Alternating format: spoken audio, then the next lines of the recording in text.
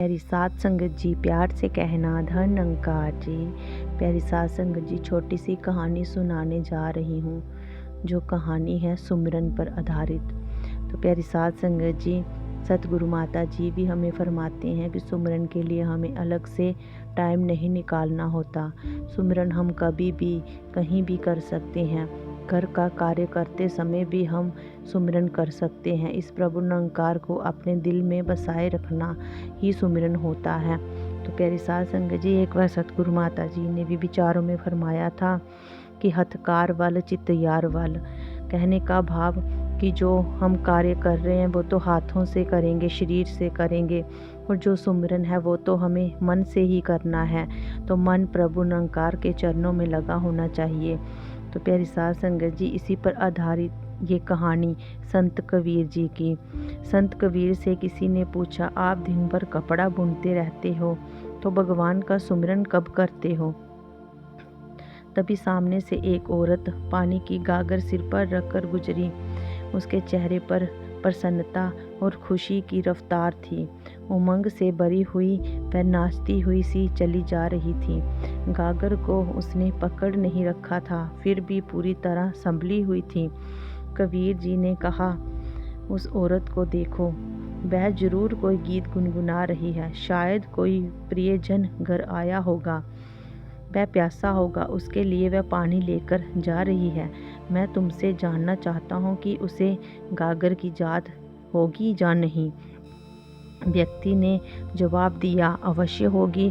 उसे गागर की याद नहीं होती तो अब तक गागर नीचे ही गिर चुकी होती और टूट चुकी होती। फिर कबीर जी बोले, ये साधारण सी घरेलू स्त्री सिर पर गागर रखकर रास्ता पार करती है, मज़े से गीत गाती है, फिर भी गागर का ख्याल उसके मन में बराबर बना हुआ है, और तुम मुझे इससे भी गया गुजरा समझते हो कि मैं कपड़ा बुनता हूँ और परमात्मा का सुमिरन करने के लिए मुझे अलग से वक्त की ज़रूरत है। मेरी आत्मा हमेशा उसी से लगी रहती है। कपड़ा बुनने के काम में शरीर लगा होता है और आत्मा प्रभु के चरणों में लगी होती है। आत्मा हर समय प्रभु के चिंतन में डूबी रहती है, इसलिए ये हाथ भी आनंद में होकर कपड़ा बुनते रहते हैं।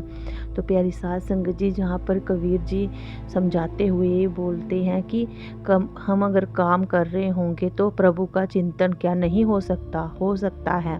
प्यारी साध संगत जी, कोई भी कार्य करते समय हम प्रभु को, निरंकार को याद रखेंगे तो वही कार्य हमारा सुमिरन बन जाएगा।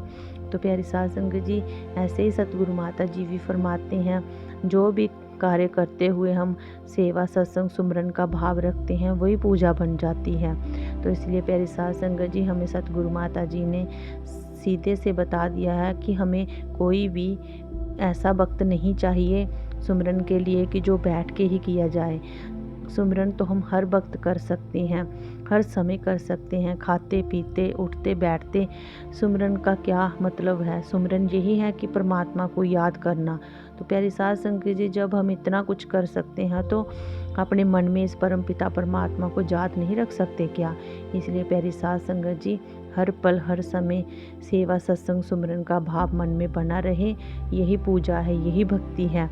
और सतगुरु माता जी भी हमें ये समझाते हैं कि यही सुमिरन है। जब जो समय इस प्रभु निरंकार की याद में लग जाए वही समय सुमिरन है।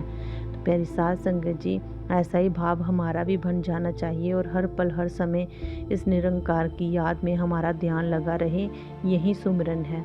तो प्यारी साध संगत जी, प्यार से कहना धन निरंकार जी।